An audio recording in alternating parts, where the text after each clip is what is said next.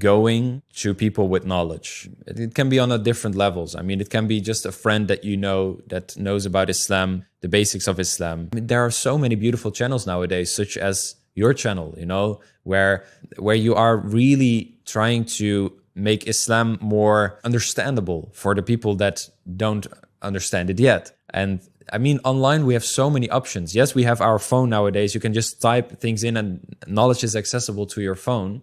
Just get some books, get the right people around you. Try to watch some beautiful channels like Towards Eternity, and then it will be fine.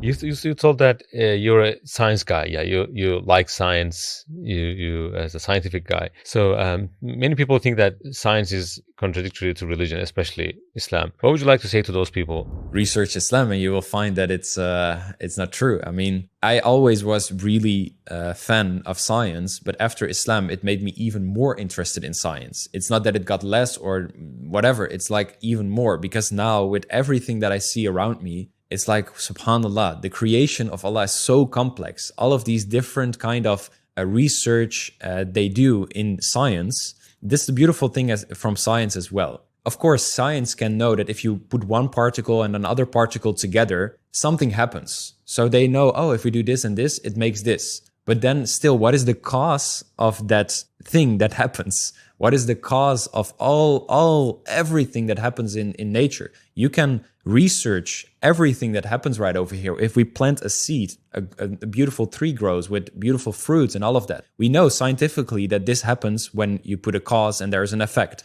But what stimulates the cause? What stimulates this thing in and of itself in the beginning? The universe has a beginning. Science proves that. It believes in the Big Bang. In the Quran, it says as well that everything started from one atom and then we exploded it into more. The expansion of the universe is described in the Quran. A lot of things that were not proven by science back in the days 1400 years ago are in the Quran. The Quran is teaching us so much, and it invites us to observe the universe. It invites us to look around. And I think a lot of scientists can learn a lot from that, because the only thing they are looking at everything that happens, you know, the particles and all of this, but they don't ask like, what is behind that? What is creating all of that? That's Allah. And if there was a chance to speak to all the non-Muslims in the world and they're listening to you, what would you like to say to them in a few moments?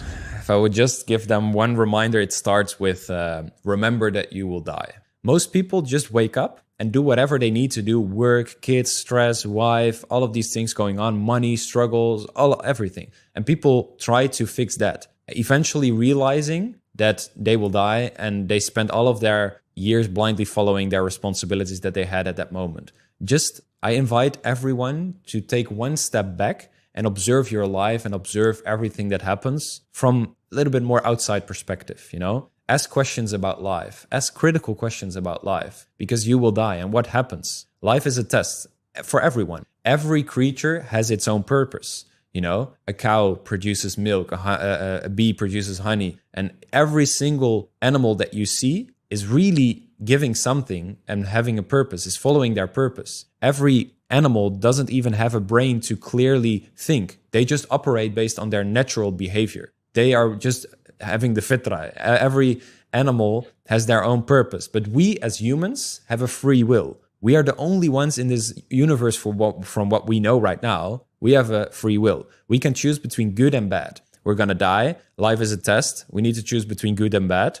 And then look a little bit at the creation itself. Realize that there's a creator. And then 1 + 1 is 2. And, you know, I mean, it's just ask questions about life and you will end up with Islam. I just invite you to ask critical questions. And I truly believe in my heart that everyone that asks critical questions in life will end up with Islam, inshallah. If you open up your heart, if you pray, inshallah, Allah will open up your heart. Yes.